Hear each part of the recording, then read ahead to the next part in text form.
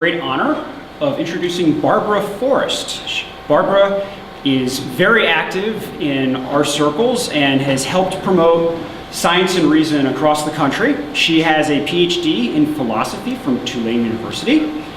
Barbara is also somebody who's going to educate us a fair bit today in Christian intelligent design creationism. She was an expert witness for the good guys in the Kitzmiller versus Dover schools. I don't remember the technical name, but Kitzmiller versus Dover schools, where the folks at Discovery Institute rather, and some of their cronies were attempting to get intelligent design taught in the public school system. And she was one of the key instrumental people in helping to stop that, which is fantastic. Barbara is also on the board of directors, I believe, or board of trustees of Americans United for Separation of Church and State and the National Center for Science Education. And if any of you folks are not involved with either of those organizations, I'd heavily encourage you to go up and look them up tonight afterwards and get involved, because they're great organizations and they're protecting freedoms for all of us. So without further ado, I give you Barbara Forrest.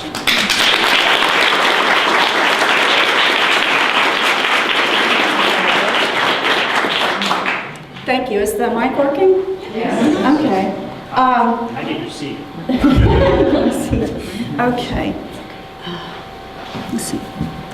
That was it. I wanted to start out with a picture of your beautiful Museum of Science. Isn't that it? Yeah. And just mention how glad I am to be here. I'm one of y'all's neighbors from down on the Gulf. And what a good time I had last night having dinner with your board. They are the funnest people I have met in a long time. I haven't laughed that much in years. It's really great. You should meet the rest of us. And it's wonderful to see so many people out on a Sunday night. So thank you for coming and thank you for having me. What I'd like to do is just give you an update. Todd said he thought you would be interested in finding out things that have gone on since the Dover trial. If you're not familiar with the Dover trial, it was the first intelligent design creationist legal case in the United States. And it came from the Dover, Pennsylvania, the Dover Regional High School in the Dover Area School District, when the school board there tried to mandate, well, they purchased an intelligent design book and put it in the library and mandated that the teachers read a statement about intelligent design to their biology classes, and that's how the case got started. And so we won the case, and in 2005, just last year, we celebrated our 5th anniversary of this wonderful decision we got from Judge John Jones that intelligent design is unconstitutional if you try to teach it as science in a public school. But I'd like to talk about what's been going on since the Dover trial, because unfortunately, it didn't put an end to the problem of intelligent design. So that's actually that picture there. Let me see if if I can get my little hang on, get my laser pointer to work here. All right, this picture right there, that's a slide of reenactment from the documentary, and I'll have a slide about that in a second. It's a reenactment of the courtroom scene during the trial. If you're not familiar with the Discovery Institute, these people are the reason for all of this happening. It's a think tank in Seattle. They have a number of different branches, but their main subsidiary is the Center for Science and Culture, which they started in 1996 under the umbrella of the Discovery Institute. I'm not going to go through all of their names, but those are the major figures associated with it. I will introduce you by name to two people who played a role in Louisiana, about which I'll have some things to say. One is David DeWolf, who's a law professor at Gonzaga University in Spokane, Washington. Not a constitutional law professor. He teaches torts and stuff like that. He helped engineer what's going on in Louisiana right now, which I'll tell you about in a second. We have a creationist law on the books, and he helped write that law. The other person, and remember him, because you'll see him again, is Casey Luskin. Casey is an attorney who, so far as we know, has never practiced law a day in his life.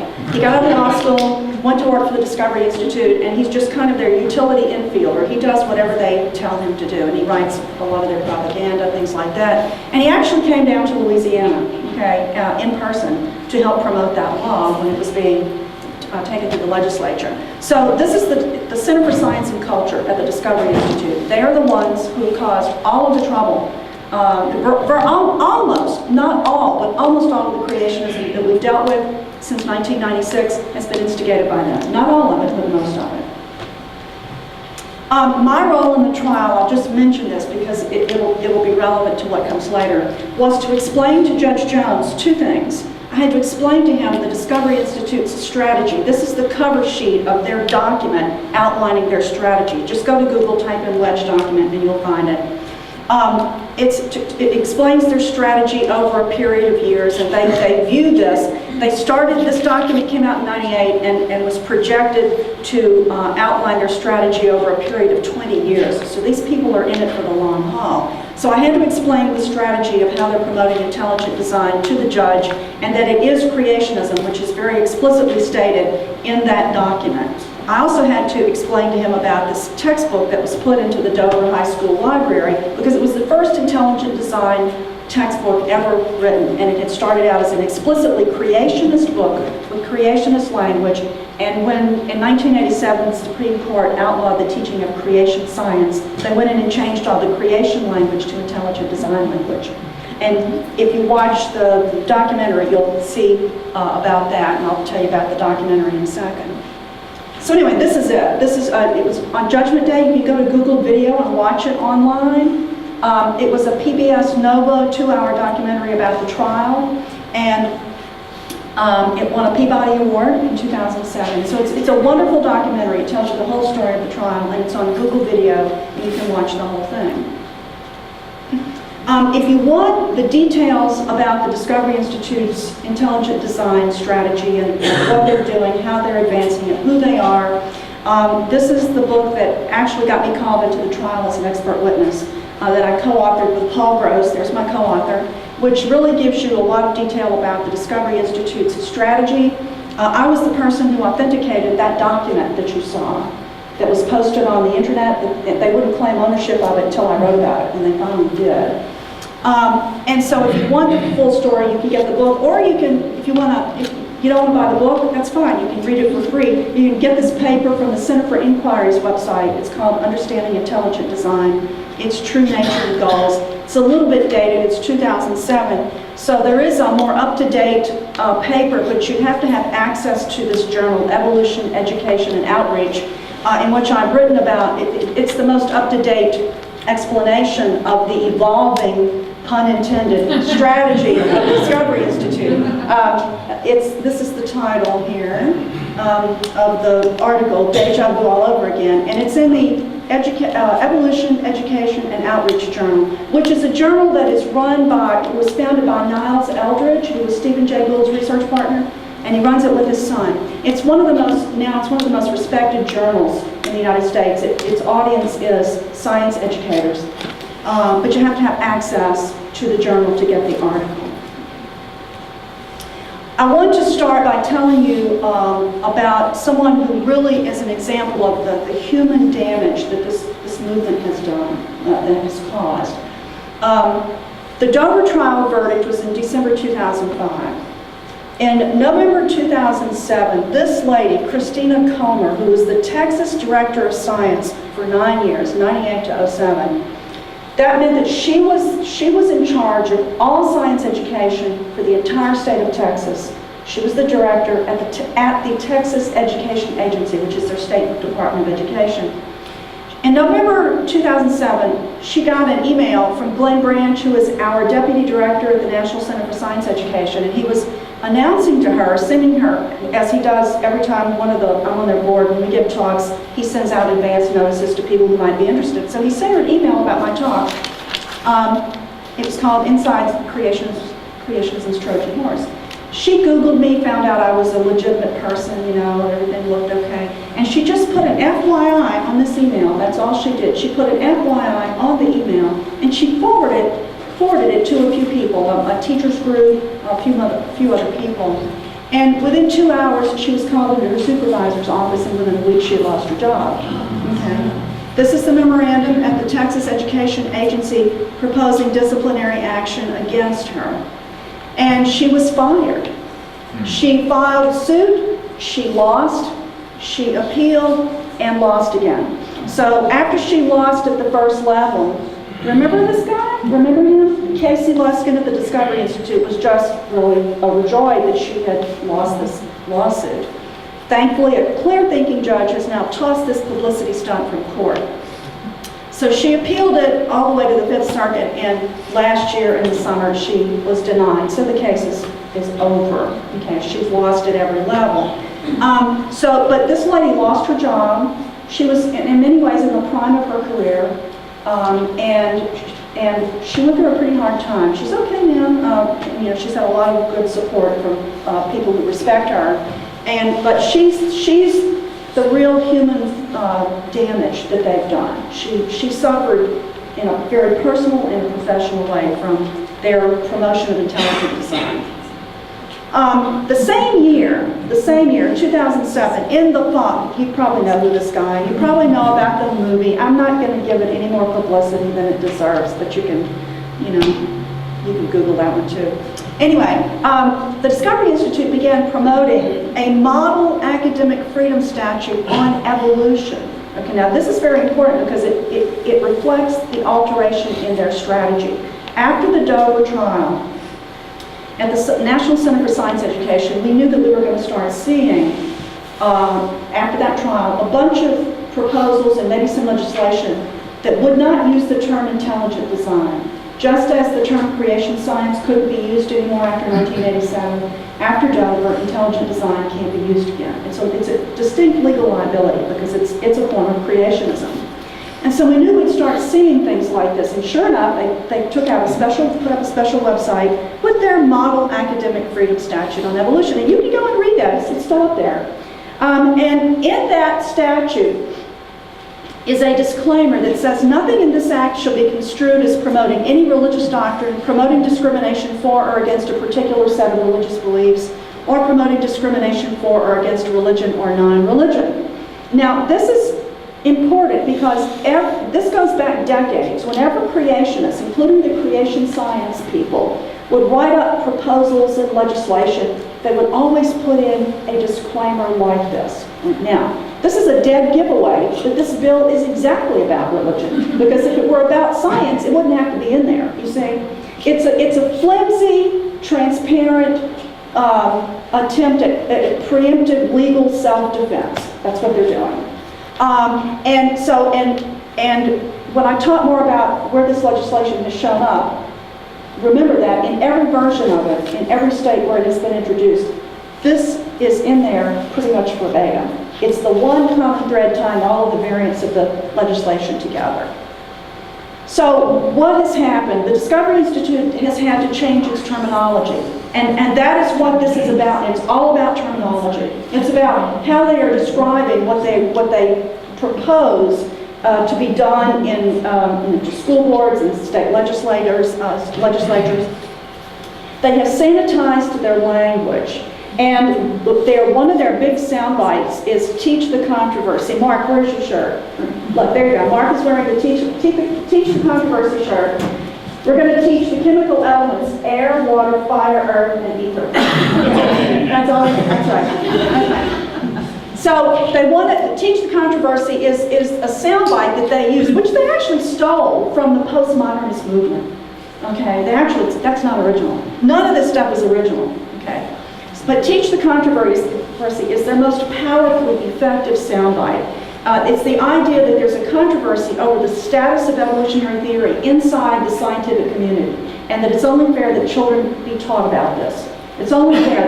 They appeal to the sense of fairness that Americans have on the false premise that there is a controversy to teach, right? But there isn't. They also use old creationist terminology going back decades. They propose to teach only the arguments for and against evolution and or neo-Darwinism.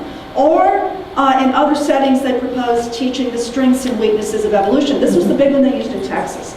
You probably know about the attempt to monkey around with the Texas science standards a couple of years ago. They screwed over the history standards last year, right? The year before that, it was the science standards. Well, the first language that they proposed to be put in the science standards in Texas was strengths and weaknesses, and that was taken out, but it was supplanted with new code language. This is all code language.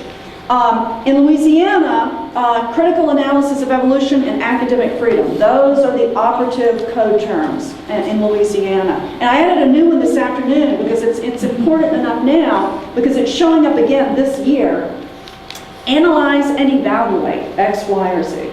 Analyze and evaluate the fossil record. Analyze and evaluate the evidence, for whatever it is. These are code terms, and when you see them, you have to automatically now be suspicious about how these otherwise legitimate goals of critical analysis and and analyzing and evaluating are being co-opted by creationists.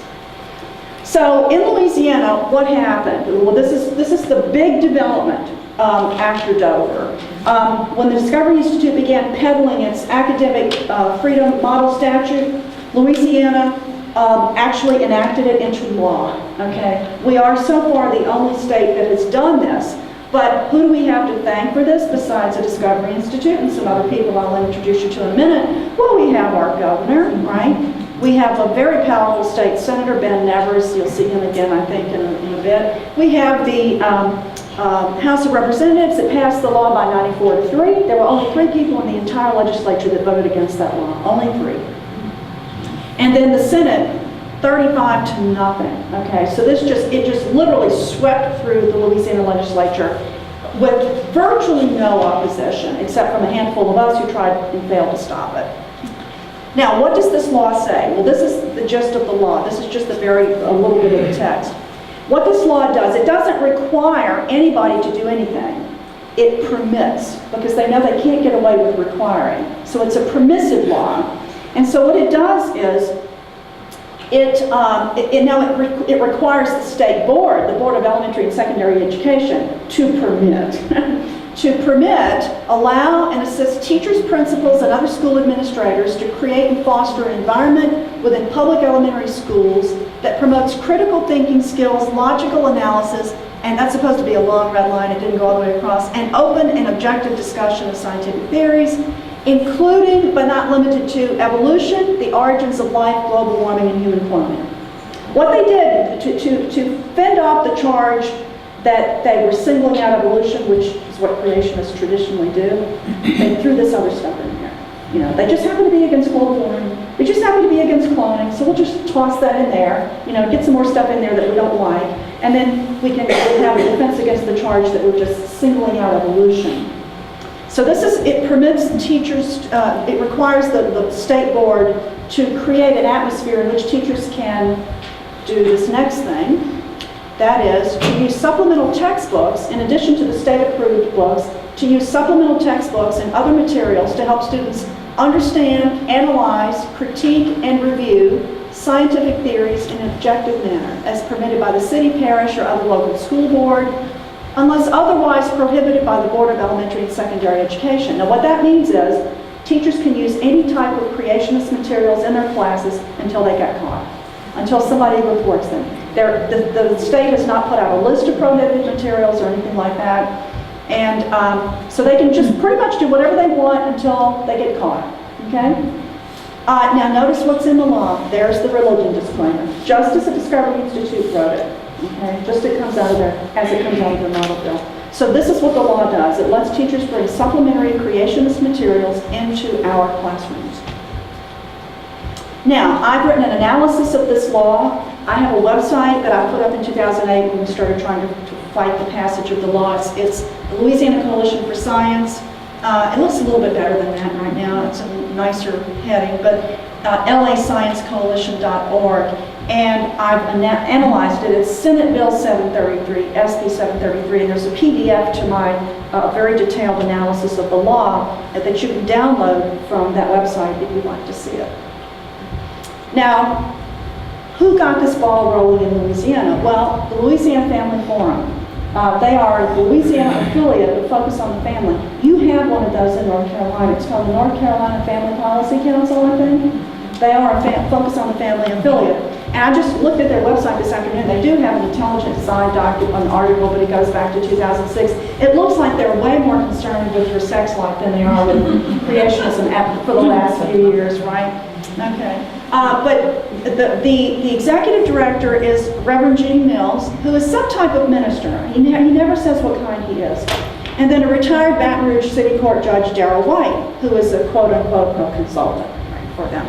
And on their website, their announced mission is to persuasively present biblical principles in the centers of influence. And in Louisiana, the major center of influence is the state capitol, a few blocks from their office. They're right down the street, okay? And they are there all the time.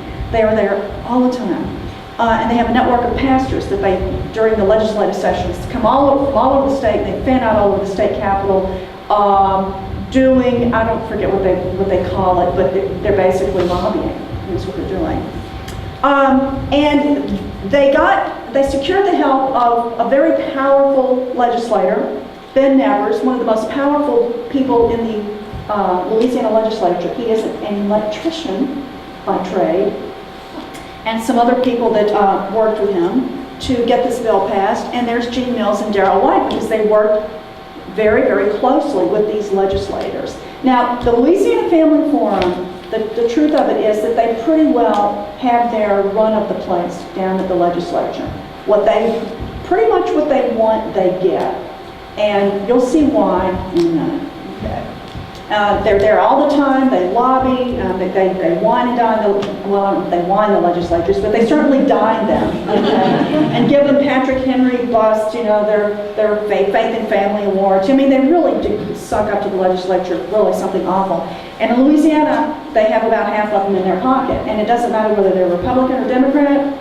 It just doesn't matter. The party differences absolutely don't apply in Louisiana, okay? Unlike so many other places. So here are the key players.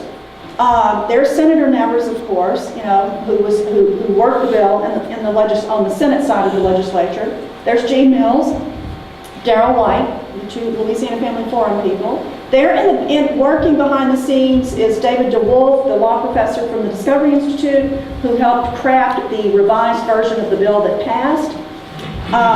There is Frank Hoffman, who is a representative from North Louisiana, who worked the bill on the House side, and who was the Assistant Superintendent of Education in 2006 in Washita Parish, or county, that adopted its own academic freedom policy permitting teachers to teach creationism, which was really the first template of the first version of the law that we now have. So by 2008, he was in the legislature on the House Education Committee, and he worked the bill on the House side.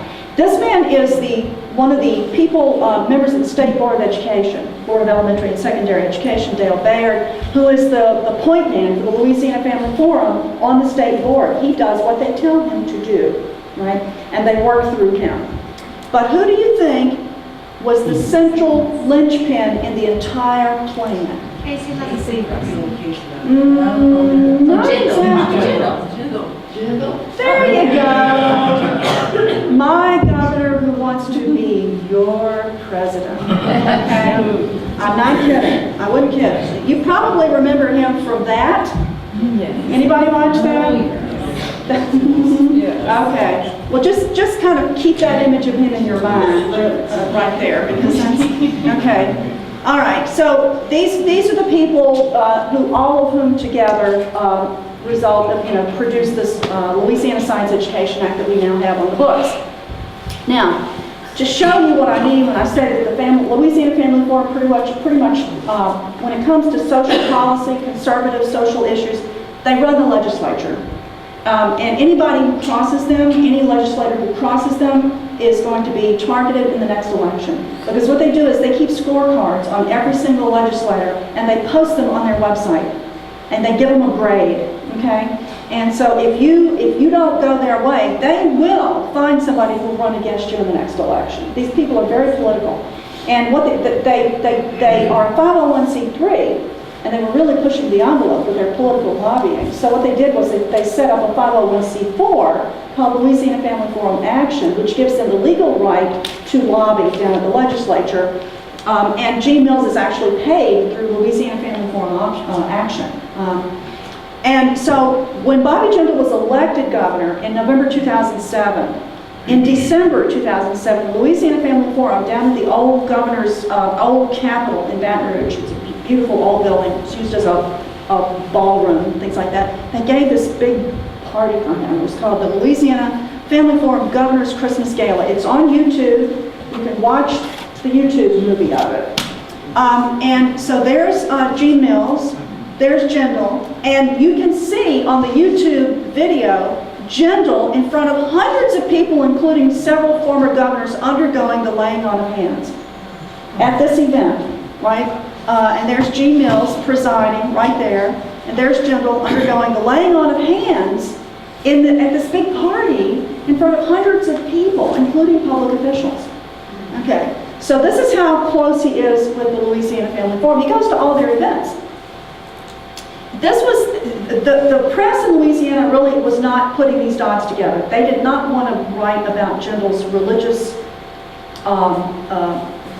views that he has made a very public part of his political persona, but nobody wanted to touch it, right? But there was one journalist, he was stationed in New Orleans, working for the New York Times, Adam Nossiter, on his own put the dots together, and he wrote an article June 2nd, 2008, while this legislation was actually in process, about Jindal's relationship with the Louisiana Family Forum. Now this is the Louisiana Family Forum's copy of that New York Times article. They put it out to their followers in PDF, and all those underlines are the parts that they liked, okay? And this is one of the parts that they liked. It says, at the group's modest offices here, Mr. Jindal is seen as practically one of the family. And they were so proud of this that they sent this out to their supporters, and to my mole, who gets their newsletter for me. But this is how close they are. He goes to all their events. He won't release a copy of his schedule, so nobody sees that he goes to their events. That's on his schedule. Now, we knew that Jindal was a supporter of teaching creationism. When he ran for governor in 2003, he was interviewed about it, and he says, if a teacher wanted to say creationism is what some people believe, and presented a range of views is a Discovery Institute soundbite. Let me back that up for a second. Okay. Little gizmo works too well. Okay. That's a soundbite from the Discovery Institute. Now, how he got it, I don't know, but it is one of their soundbites, that we should teach a range of views, which includes evolution and intelligent design. So we knew in 2003 he supported teaching creationism. He didn't win the race that time. He ran again in 2007 and won, and he was asked about it again on a televised forum. And so he said, let's teach kids what different theories are out there for the things that aren't answerable by science. Well, that pretty much tells you, if it's not answerable by science, it must lie outside science, right? And he says, it makes sense to me that when you look at creation, you believe in a creator. So let's not be able to be afraid to teach our kids the very best science. See, he wants it both ways. Let's teach kids the very best science, but let's teach them other theories as well, right? These are all creationist talking points. He's got them, right? So anyway, he signed Senate Bill 733 into law as Act 473, the Louisiana Science Education Act. This is how many sponsors that bill picked up in the House of Representatives. Look at the people that signed on as sponsors. And he refused to veto the bill. 8 or 9 national science organizations wrote to him and asked him to veto the bill. We were soliciting as much support as we could get, and he ignored all of us. He answered nobody. He ignored everyone. We even found one of his old professors. He has a biology degree from Brown University. A biology degree from Brown. That's right. And we found his genetics professor, Dr. Arthur Landy, who's a very, very well-known scientist, who put out a public statement asking him not to sign this bill. And he just ignored everybody. And so what we've got now is this law on the books, with the Louisiana Family Forum now having been given the green light to promote the kinds of materials I'm going to show you. This is what they're promoting. There's Darrell White, the consultant with the Louisiana Family Forum, and he took this website down. He doesn't have it anymore, but he used to have judgewhite.com. He partners with a guy named Charles Voss Jr., who's a retired professor of electrical and computer engineering from LSU in Baton Rouge. Voss is a longtime creationist. When my kids were in school, and my son was a freshman in high school in 1994, and he came into my kids' parish and tried to get a creationist curriculum guide accepted by the school board. And I spent 2 years of my life trying to keep it out of our parish schools. And Voss was the one who did that. Well, he was involved. He's still involved. He's still promoting creationism. He has written creationist addendums in PDF format to go with every biology book that was approved for use in the state of Louisiana in 2002. And they're on this website, textaddons.com. Here's a list of them. That was Darrell White's Origins page, where he had a link to Voss's addenda. And this is a shot of the page where they're all posted. All the major high school biology textbooks that are these are the ones that are mostly being used in the United States. These were approved for use in Louisiana in 2002. Well, he wrote a creationist addendum to be used with every single book. Teachers could just go there and download this stuff and use it if they wanted to. So this is the type of stuff that the law now permits and the Louisiana Family Forum is promoting. Now, the Discovery Institute has its own textbook. This is the book that took the place of Pandas, right? It's called, notice the title, Explore Evolution, right? This would look to a person who didn't know about the book like a legitimate science book about evolution, but it's actually an attack on evolution. It has all the code words in it. It's written by identifiable creationists. One of them, this guy here, Paul Nelson, is a young Earth creationist, and he is at the Discovery Institute. Most of the intelligent design creationists are old Earth creationists. They accept the Earth's age is 4.5 billion years, but they draw the line at evolution. So they're identifiable creationists who wrote the book. Its subtitle is in recognizable code language, Arguments for and Against Neo-Darwinism, and it has an identifiable creationist concept in the book, irreducible complexity, which, that's Michael Behe's. If you know Michael Behe, Darwin's Black Box, that's his signature contribution to the intelligent design movement. So this is a new creationist book that the Discovery Institute was actually hoping would get adopted by somebody in Louisiana. So they were behind the scenes working the entire time. What happened was the law was introduced as Senate Bill 561. And when we got up some opposition to that bill, which was, originally it had critical thinking in it, was one code word, critical thinking of critical analysis of evolution, and it also had strengths and weaknesses in it. It had another code term in it that was very recognizable. So what they did was they got the Discovery Institute to help them rewrite that and sanitize it even further. They took out the strengths and weaknesses part. They renamed it. It started out as Senate Bill 561, the Louisiana Academic Freedom Act. And they sanitized the language even more and changed the name of the bill, the Louisiana Academic Freedom Act, and that's how it passed.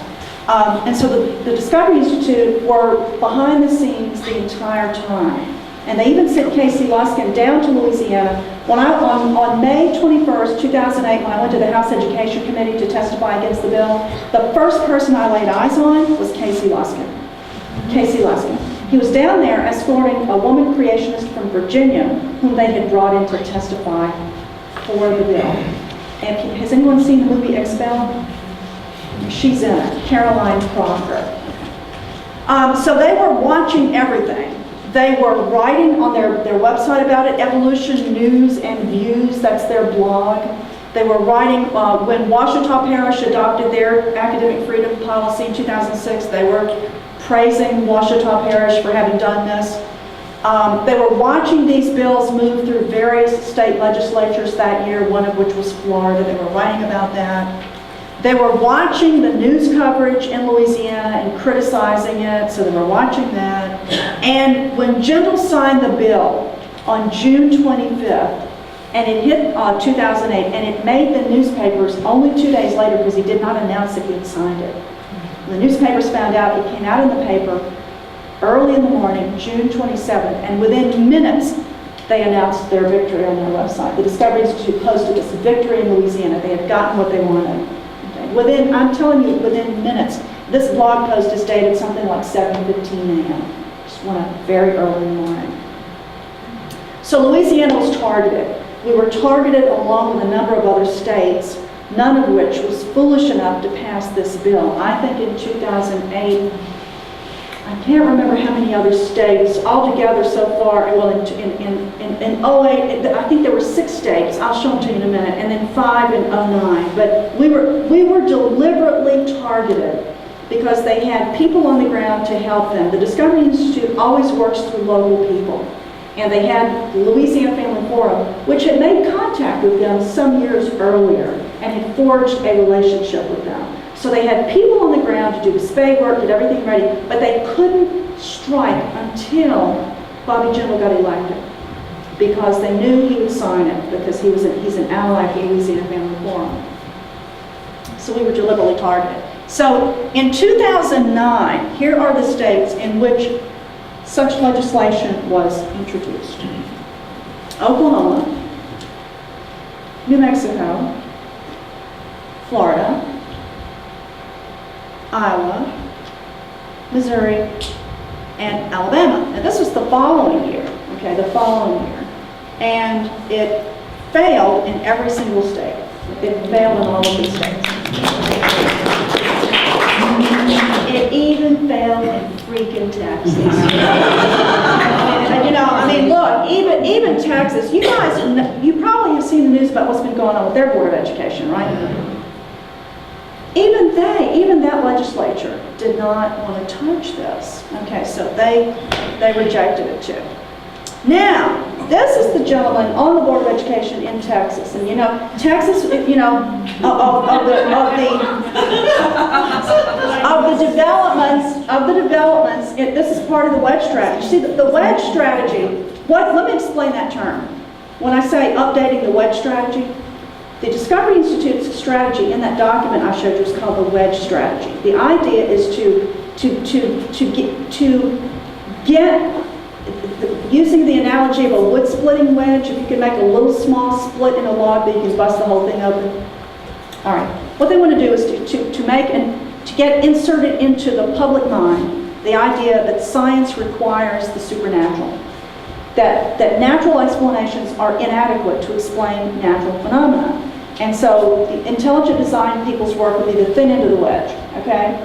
And so get that strategy implemented in as many different places as they could. Well, Texas, of course, is part of the execution of the strategy. Texas there was a very, very early enclave of intelligent design supporters in Texas because some of them live there. And so they have supporters on the State Board of Education there. This was the gentleman who was the chair of the State Board when Chris Como was fired. Okay. His name is Don McElroy. He's a dentist. But he says, I feel I am the defender of science, right? And this is a picture of him at the State Board meeting when, you know, people, scientists, some very well-known and respected scientists and other experts were testifying about the science standards, and he says, well, somebody's got to stand up to these experts, right? Okay. And so what they did, they started off with code language in their standards that the board inserted using strengths and weaknesses of evolution, that type of stuff. Well, they had this great big fight on the board about it, and they turned right around, and they took that out. They took it out, and turned right around, and replaced it with more weasel words, right? And so this is an example here in part of the biology standards. The students are going to be required to analyze and evaluate, there we go, scientific explanations concerning any data of sudden appearance. You know what that means? Boom! God created it, right? That's another code word, sudden appearance. It's for creation by divine fiat, okay? Ex nihilo, okay? Any data of sudden appearance, stasis, and the sequential nature of groups in the fossil record, okay? Well, the good news is that in the November elections, he got beat. Got beat by a moderate Republican who hopefully will, you know, help undo some of the damage that this man did. But before he and some of the others left, they got hold of the history standards, the social studies standards. And you probably know about what they did So anyway, that's some of the good news in my update, that he's now no longer on the board. Now, so what else happened in Louisiana? Well, in February 2009, the Society for Integrated and Comparative Biology, which had written to Governor General in 2008 asking him to veto the bill, and he, of course, ignored everybody, they wrote to him again and in 2009, opposite the governor there, and told him that because he signed the bill, they had decided not to hold their annual meeting in New Orleans in 2011. They've had 3 meetings in New Orleans. I spoke at one in 2004. They had big meetings, like 2,000 people come. I mean, that's not, certainly there are much bigger conventions that come, but that's a sizable number of people. And they had a convention there in the 70s, one in the 80s, and then one in 2004. And they told the governor that because he signed the bill, they're not coming back to Louisiana, and they're going to hold their 2011 meeting in Utah. That's right. In Utah. Why? Why? Because Utah passed a resolution that states that evolution is central to its science curriculum. And they did.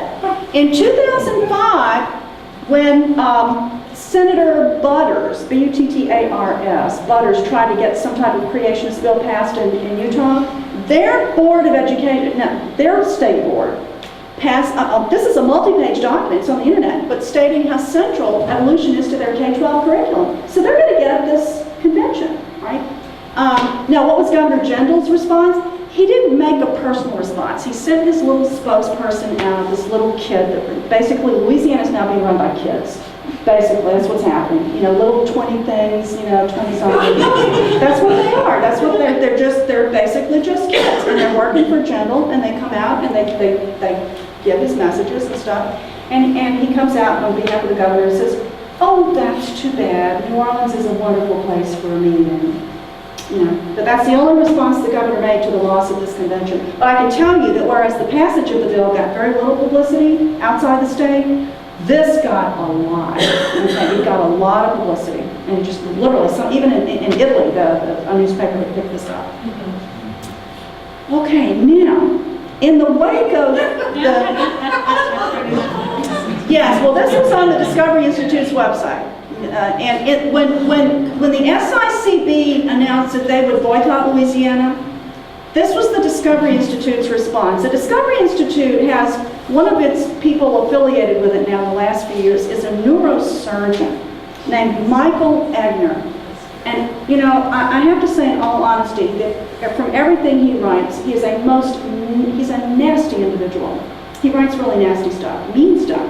And he published an open letter to the Society for Integrated and Comparative Biology, and this was a little sign they put up, Darwin is free since 2009. He says, your attempt at censorship and your boycott were a sneer at the citizens of Louisiana. You misunderstand the people for whom you clearly have such disdain. Oh, they really care so much about Louisiana? It's the SICB that's showing such disdain for the people of Louisiana. Well, let me show you how much they care about Louisiana, okay? Let me show you just how much the Discovery Institute cares about Louisiana. You all remember this? Okay, I don't have to, I put a little sign there, but I wouldn't even need the name of the hurricane. You would know exactly what that's about, right? 2005, Hurricane Katrina. And so this is what's going on in Louisiana. 5 days after Katrina, William Dembski, one of the most prominent figures associated with the Discovery Institute. William Dembski, how many of you have heard of Dembski? Okay, well, a good many of you. He's their chief intellectual, right? He put this on his blog. This is what he put on his blog. This is his blog, Uncommon Descent. His blog partner is a woman named Denise O'Leary from Canada. He didn't really say anything about the hurricane directly, but he entitled this post, notice, off topic, how to deal with looters. And this is on September 3rd, this is 5 days after Katrina. He had found an old clipping related to the 1906 earthquake in San Francisco, proclamation by the mayor, right? This is what you do with looters.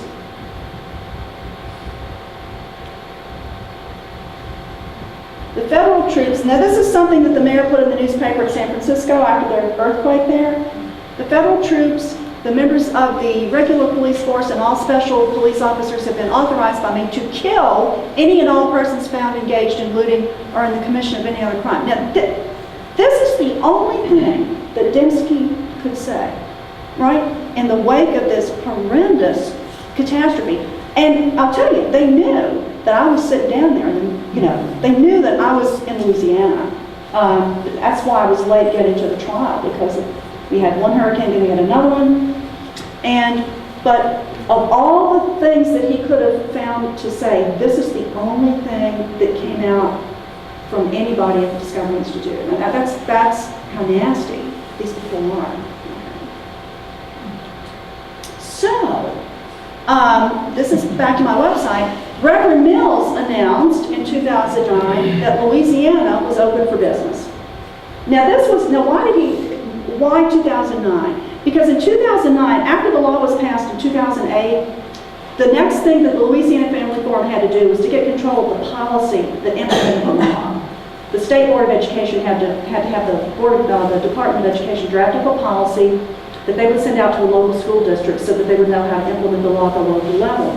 Well, what the Louisiana Family Forum did was to get control of that policy and to gut it of any protections against teaching creationism, because the Department of Education staff had written a very good draft policy saying that you can't use critical thinking to teach religion. Use of intelligent design and creationist materials are prohibited. Well, they got that struck out. So they literally commandeered that policy and got it gutted. And announced the very next day, in January '09, that Louisiana was open for business. Open for creationist business, hence my title, Creationist Welcome. That's G. Mills. Louisiana is open for business, and academic freedom and inquiry are welcomed here in the state of Louisiana. Now, in 2010, last year, more of this legislation was introduced in Kentucky, South Carolina, and Missouri, but it never got out of committee, I think, in most of those places. And so far in 2011, we see now 3 more bills. Actually 4, okay, because there are 2 in Oklahoma alone. So this year, starting this month, January, the first bill that popped up, I think the first one was in Kentucky, right? Second one was in Oklahoma. There are 2 of them. Senate Bill 554 and House Bill 1551. And in Missouri, House Bill 195. Now look at the common thread of all these bills. Look at what they do. An act relating to the science of education, and intellectual freedom. An act relating to schools, creating the Scientific Education and Academic Freedom Act. Academic freedom to teach evolution, right? That's the common thread in all of these bills. Now, so the bills are pending, and I notice that you folks have not had a problem with this, have you? That's good. Not yet. But I think you have some very good people and some good organizations here that are doing a very good job of promoting the teaching of evolution. And so that's, you're to be commended, because I think they're doing some good. I think they're doing some good. In fact, Eugenie Scott was here 2 years ago this month at University of North Carolina, Wilmington, and she gave a talk called "Why Evolution is Being Taught in North Carolina Schools." So you guys are doing something right. So you should be proud of yourselves. Not in Johnson County. Yeah, well, I'm sure there must be exceptions. But actually, I don't know, you should always be on the alert. But South Carolina has had a problem, and they have a senator there named Mike Fair, who just seems to be intent on doing this. But y'all have been lucky so far. So anyway, I have to, full disclosure, I have to tell you I'm on the boards of both of these organizations. But if you would like to lend your support to 2 organizations that have been in the forefront of helping states like mine in Louisiana, you couldn't find 2 better organizations than the National Center for Science Education, that is, our director is Eugenie Scott, and Americans United for Separation of Church and State. We actually have 2 National Advisory Council members, Harry and, you want to tell your name? Buddy Owens. Buddy Owens, Mr. Owens, here tonight. And we have a wonderful staff in Washington who work really, really hard. And so you couldn't find two better organizations to support. And so I would encourage you to take a look around their websites to see the work that these organizations do. Now, the last thing is, all of this heavy stuff is you just, I think, and I think I picked a really good group. I had put this slide in there before I met your board, and after I met them last night, I thought, oh yeah, this slide's gonna really resonate with them. I'm gonna give a plug to this website. I have a friend who blogs as the Sensuous Curmudgeon. I don't know if you've seen his blog. He's very, very funny. And the good thing about it is that he's always up on every development. If I think I have any news to tell him, he's always beat me to it, And he blogs every single day. And he has a very biting wit. And he really knows how to lampoon these people. And we have learned that one of our best weapons is ridicule, right? Is ridicule. And he does it with a flair. I'm not kidding, he really does it well.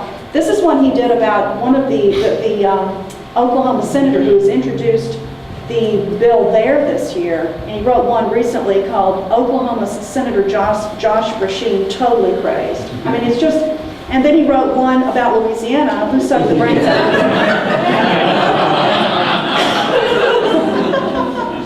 And he's just so funny. So it's a good reminder that you have to. This is serious stuff. It does real damage, and Christina Comer. But you always have to remember that you have to keep your perspective and your sense of humor. And so I'm going to leave you with one that I think is particularly appropriate, right? And that's one that he wrote, I think, a couple of years ago.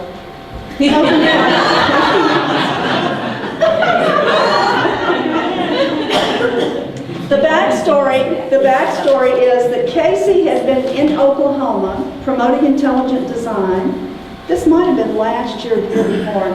And there is a very witty blogger. She's a PhD student in science named Abby Smith. And she blogs as ERV. It's ERV. She's good. Now she's got kind of a mouth, right? Which is not very clean. But she's very witty. Well, she was at a meeting, these guys were holding forth at some kind of event in Oklahoma City or in Norman, and she flipped the bird in public to Casey, right? And so Casey started whining about it. So my friend the curmudgeon decided to have a little fun. And so I think that's what I'll leave you with, is always remember to have a little fun. Thank you.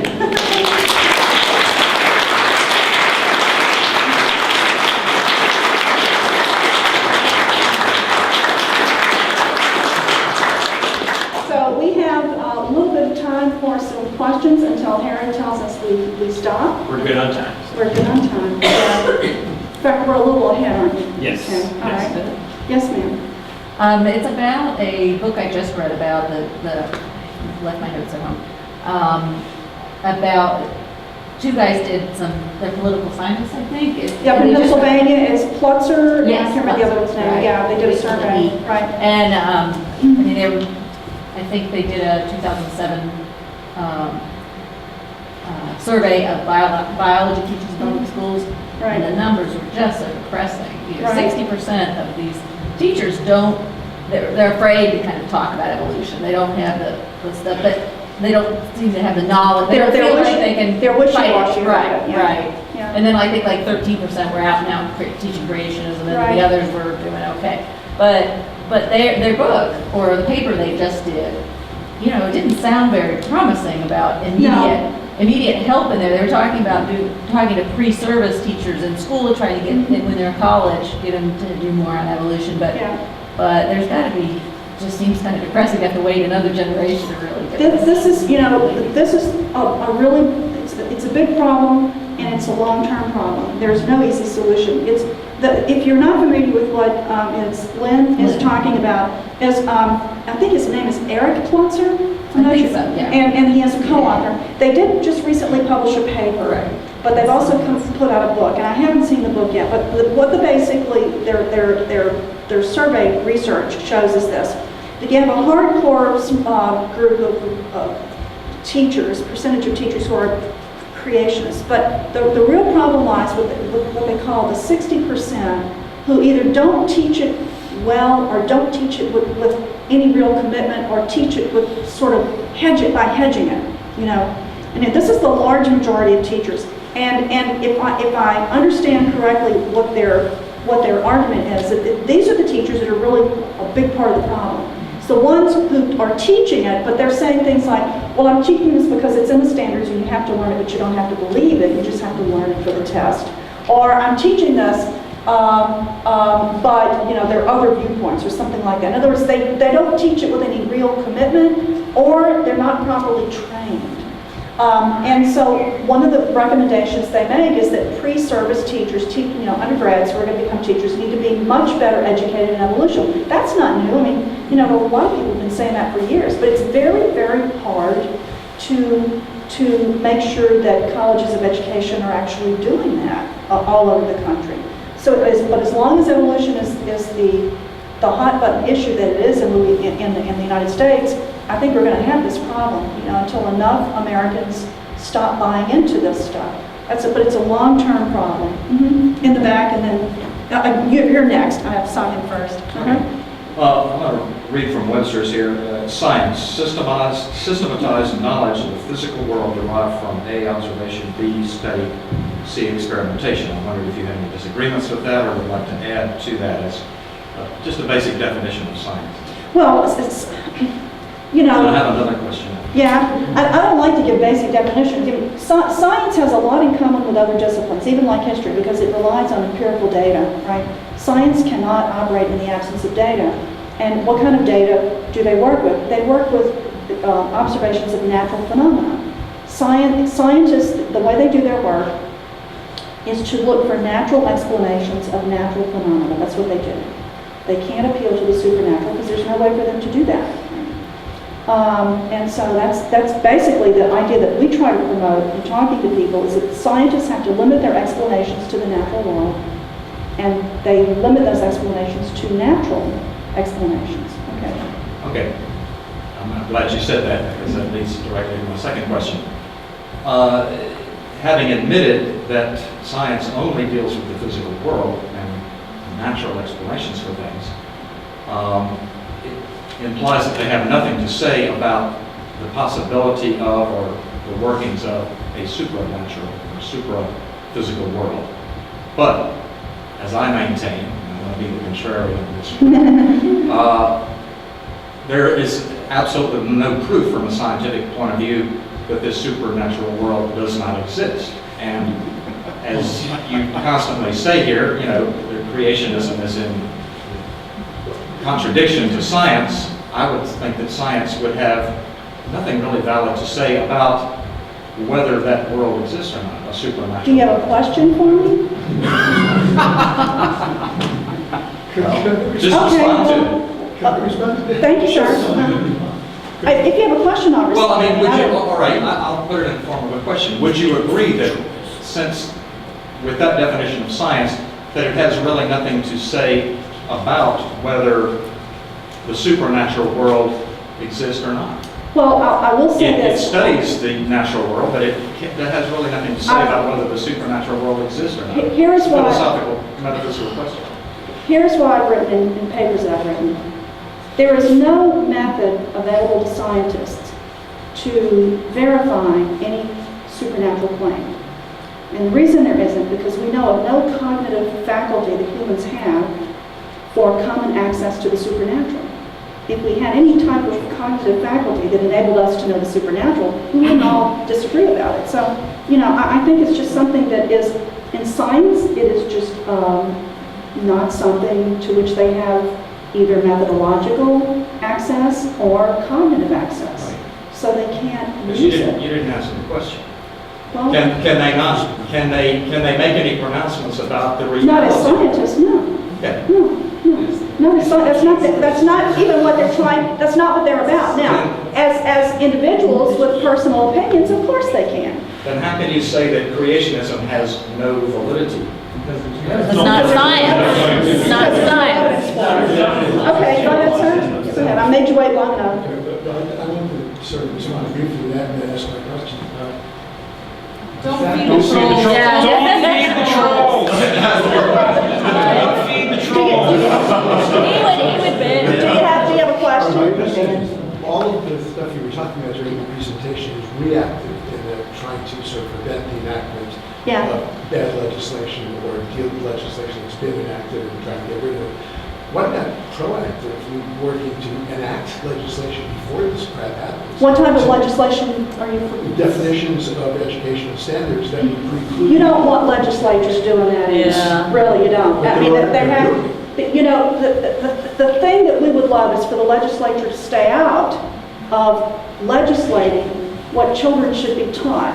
You know, and let people deal with it who are the people who are trained to do this type of work.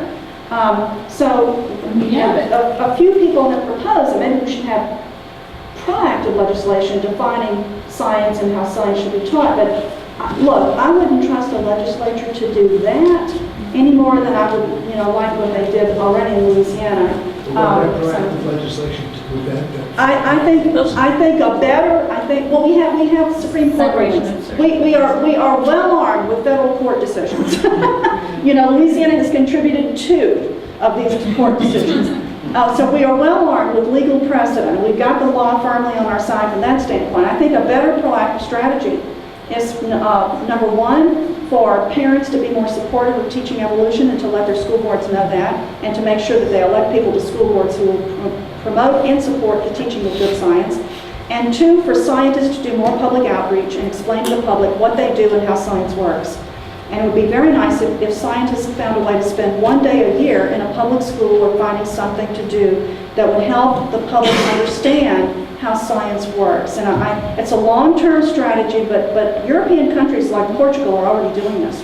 Portugal actually has public science centers that parents can take their children to around the country. I found this out when I was in Belgium a couple of years ago and talking to people from around Europe. And so Europeans are, you know, waking up to the fact that they're not as safe as they thought they were either from this stuff. So somebody in the back. Just a very quick yes or no question. The story told about Miss Castillo being fired for taking reference. Oh, Christina Comer. Yeah, Castillo is her maiden, her middle name. Okay. Her maiden name. You said that went up to the 5th Circuit. It was appealed several times. Does that establish precedent for future rulings for people that might try to teach about science? No, they didn't rule on anything. They didn't issue any rulings. All they did was deny her appeal. She lost at the first level, and they affirmed that decision. They didn't really issue any ruling. And what the attorneys did, she had pro bono legal help, and they litigated it as a church and state separation issue, and the court just didn't buy it. They didn't buy that. This is what happened. The Texas Education Agency, that's the state department, said that she should have just been neutral when it came to supporting evolution. She was very outspoken in favor of teaching evolution. And when she promoted a talk by a speaker who was critical of creationism, she said that she violated their policy of neutrality. That's what she did.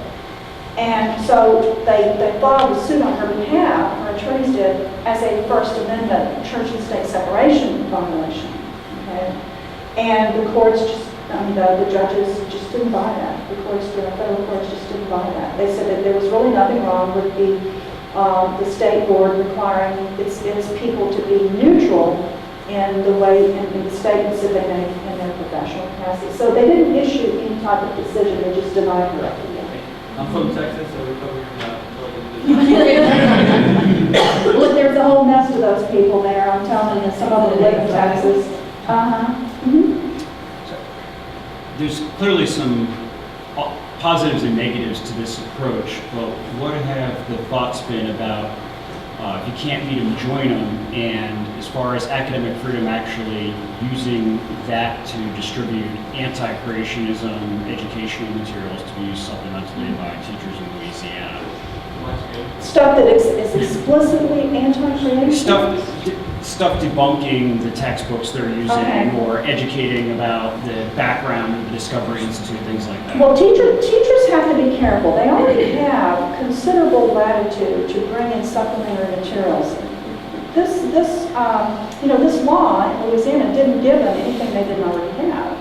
But they are required to select supplementary materials that explicitly address what's in the Louisiana Science Framework. That's the name for our standards, our science standards, which are pretty good, by the way, and evolution is in there. And our standards are mandatory for all public school teachers. They are not voluntary, they are mandatory. And so the teachers already have considerable latitude to choose supplementary materials that, as long as they are consistent with what's in the science framework. So since creationism and attacks on evolution are not in the science framework, they probably would have a problem if they just brought this stuff in. Now they can Teach bring... the controversy, Barbara. I was going to, there's something I was going to say. You made me forget it. What it was. But anyway, the teachers can already do that. Oh, I was saying, this is what it was. I looked through all of the new biology. We just had this big fight over the biology textbooks in Louisiana. The Louisiana Family Forum went after the textbooks that were up, new editions of the books were up for adoption last year. They attacked that process the way they did in 2002.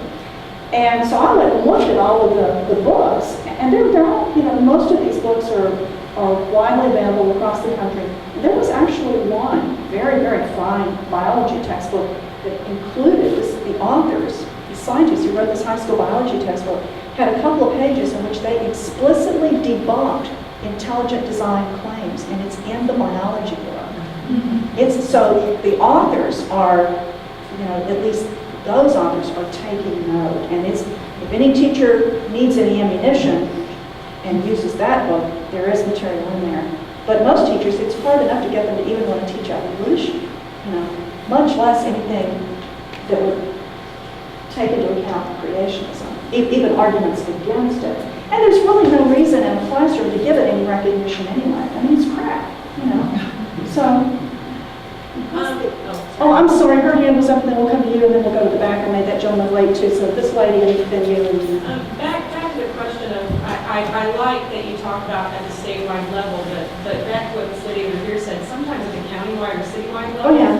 dealing with that Pennsylvania study that they did, a lot of times having worked in an educational environment, I taught school in Missouri, in Missouri in a rural community, where it was a factory town, we had a 49% high school dropout rate. Oh, wow. Because the kids would quit school at 16, go work in the factories. Yeah.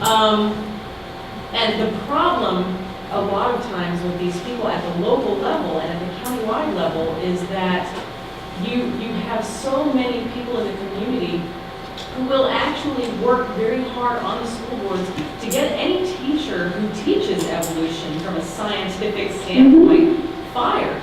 And so if they're not tenured teachers, which they will make it to tenure if they teach evolution, they just won't. We had a situation in the school I worked in where if there was one teacher, he was an agnostic, and he taught evolution. He was a science teacher, and he knew science. And because he taught it from a scientific standpoint, and he taught it from the textbook, he actually was relieved of his contract that year. So many of the teachers who actually staunchly believe in evolution as science and not as hypothesis,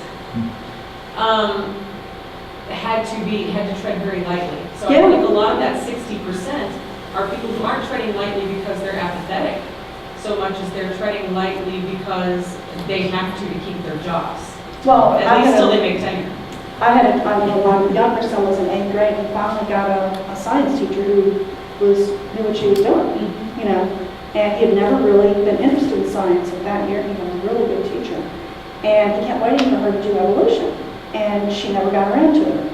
It was in the book, and he went and asked her about it. He said, well, why didn't you ever teach evolution in class? And she said, because I just didn't want to start anything. I just didn't want to start anything. And being in my parish, I live in a rural parish, it's very political, and teachers are sometimes reluctant to do things for that very reason. So yes, we're familiar with that situation too. In fact, I think I was reading about a teacher in North Carolina who got transferred, Hensley, Mrs. Yeah, Johnston was Hensley? in Johnston County. Yeah, was in the county this lady mentioned, because a family was unhappy with her, and yeah, so it does happen, and it's very regrettable, which is why parents need to really hold their school boards accountable for supporting teachers. And there is, Kansas Citizens for Science they are one of the best groups in the country, pro-science groups, and they have a lot of experience fighting these people off because they have had to do it so many different times. And they had a questionnaire that they used to use, and they'd give it to candidates, and they would judge candidates by their answers to the question, do you support the teaching of evolution in public school science classes? And just ask them point blank, and try to get them to, I'll tell you, the Louisiana Family Forum puts out questionnaires and words the questions to their advantage. So pro-science groups, pro-church and state separation groups, parent organizations could do the same thing. Get a questionnaire, try to get candidates to answer it to find out where they stand on these issues, and get some public recognition, and get out and work to support the ones who will say, yes, I support the teaching of evolution. And then, let's see, this lady was waiting, and then we'll get to you. What's the end game strategy for the Wedge doctrine? Do they want to convert everyone in America to Christianity, or is just intelligent design they want to spread? Their idea is to renew American culture, because the name of their place is called, at the Discovery Institute, the name of the Creationist wing is called the Center for, it started off as the Center for the Renewal of Science and Culture. And they took the renewal out because it sounded too religious, and it is religious. So now it's just Center for Science and Culture. The way to understand the intelligent design movement is they're just another part of the religious right. And intelligent design is just it's the Discovery Institute's logistical contribution to an attack on public education. Try to get control of it. Because they absolutely abhor the fact that we live in a secular country with a secular constitution. They want Christian religion as the foundation of all, not just public schools, but all public institutions, including government. That's what these guys want. That's what they want. And so, creationism is just one part of the agenda. And so the long-term strategy of the Discovery Institute is literally to overturn secular institutions in general, to get them undergirded with evangelical Christian doctrine, with some ultra-right Catholicism thrown in there, because some of these people are just hard-right Catholics as well, who are at odds with their own church about this. But that's their agenda is exactly the same as Jerry Falwell's agenda, as Pat Robertson's agenda, as you name it. Pick out these people, you know who they are. They all share the same agenda, and that is to desecularize American culture and institutions. Yes, sir. I'm sorry I made you wait so long. Okay, one of the things that it bothers me about that, I picture myself if I were a fundamentalist Christian. This doesn't sound like. If you were a lawyer. If I were, I am not. If you were a fundamentalist. Oh, if you were a fundamentalist. Yeah. Okay. That it sounds a lot like, well, first of all, scientists aren't allowed to consider the supernatural. The school isn't allowed to teach my point of view. It sounds to me like they're not trying to get at the truth. Okay, I would certainly think that there's nothing they're saying to say my position is wrong, only that they're not allowed to teach my position. But I think very few people, probably even people in the room, don't recognize just how incredibly overwhelming the evidence is for evolution. If you're finding Darwin's God or Kenneth Miller's brilliant book. Well, that was Kenneth Miller's finding Darwin. Dawkins' great show on Earth. It's overwhelming, and somehow in this whole thing, it always seems like it's political maneuvers to prevent people from teaching creationism.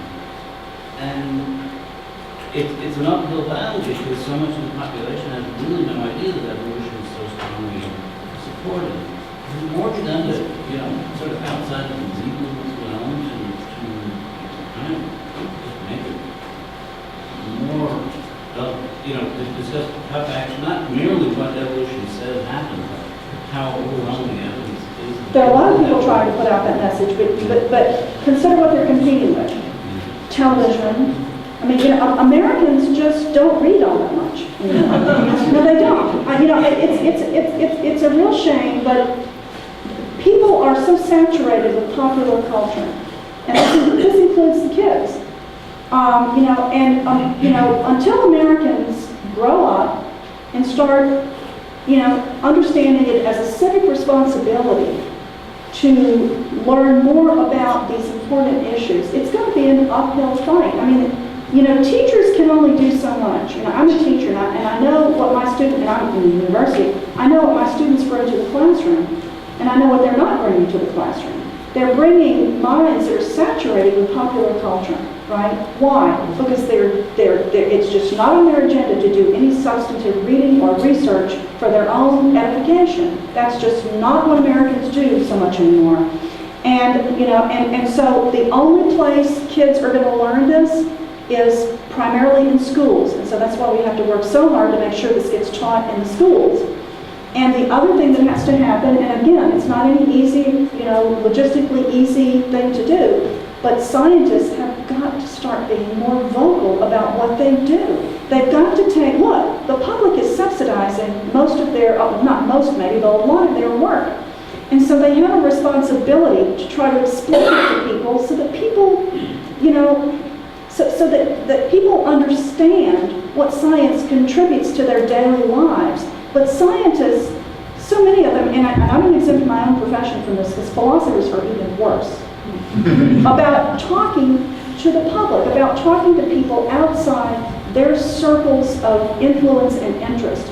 And until scientists, we need a lot more Carl Sagans, we need a lot more Neil deGrasse Tysons, we need a lot more Bill Nye the Science Guys, we need a lot more, Mr. Wizard, you name it. But again, it's partly that Americans simply are not inclined to seek this information out. So somehow or another, it's going to have to be shoved right in front of their faces, and that's going to be a hard thing to do. We've got time for one more question. One more. Can I just comment on that really quickly? Actually, let's we can do some comment discussion when Barbara's packing up. But Yeah, because I'm going to have to leave pretty quickly. Harry. So Barbara, Harry's my ride, so he gets I get to ask one question. I was curious if you had any comments after being in the trial, and I guess during the Dover trial there was a lot of education in biology and to present for the case. Did you feel like the courtroom or the judge or the folks that were there actually kind of came around to evolution, or was there any difference in maybe the people that actually listened for however long the trial was? You mean came around, Evidence you mean versus- accepted or began to understand it? Well, yeah, I'm just wondering if you had any, as opposed to the public who just got the news, The first thing that had to happen was that the attorneys for the plaintiffs that we were working with, they had to learn something about it because they didn't know anything about it. No, I'm not kidding you. The attorneys, look, they're That's right, lawyers. right. They're lawyers. And this is, one of them had one science class in college, and I think it was an oceanography class. They didn't, they just didn't know this stuff either. So they had to, fortunately, we had as expert witnesses wonderful scientists. We had Ken Miller, we had Kevin Padian, and they gave these guys science lessons. They had to get these guys ready to cross-examine, the creationists on the other side, and they worked extremely hard, and they learned the science admirably. So you see, it can be done if you try, and so they worked very hard at it, and really began to understand the basic principles, because we have two wonderful scientists, Kenneth Miller and Kevin Padian. Ken Miller is at Brown, Kevin is at Berkeley, UC Berkeley. Kevin is president of the NCSC board, by the way, and they are wonderful at talking to people and explaining to people. So they really gave the judge a lesson in the science. Now the judge, though, as it turns out, had his undergrad degree at Dickinson College, which was one of the earliest colonial universities to have, it was a liberal arts college, to give their students science instruction at the undergrad level in the colonial days. And so it had a very long record of well-rounded liberal arts education. And having met the judge recently in person, he talked about how a good liberal arts, well-rounded education, including science, how essential that is for even people like judges to, to do their work. So everybody had to learn some of the science, and it was a crash course in evolutionary science in that courtroom. One journalist said it was the science class you wish you had. And you wish you had had, so we'll have to stop with that. They all take the medicine though, don't they? Can we get a round of applause?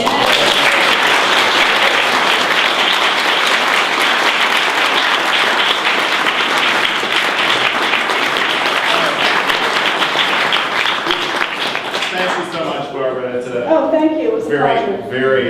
very enlightening. And I do think one of the things I didn't mention at the beginning was that one of our missions is the promotion of sound scientific education. So if anybody is interested in this issue and wants to talk with me, it's one of the issues that's near and dear to my heart, and we are going to start doing some watchdogging for what's going on in North Carolina. As Barbara mentioned, some of the groups that have been active in North Carolina politics have been more focused on gay and lesbian marriage for the last couple of years, and so intelligent design creationism has not been a real hot button issue here.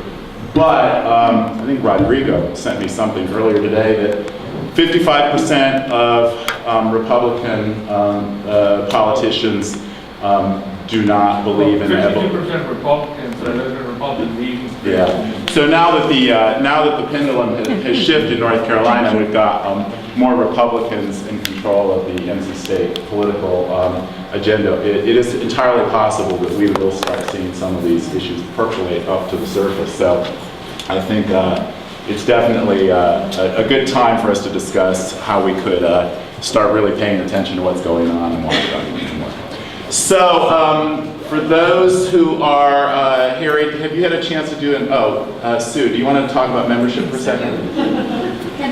Oh, sure. So before you do that, she has to make a point. So well, I just heard it a couple times when I was talking about that.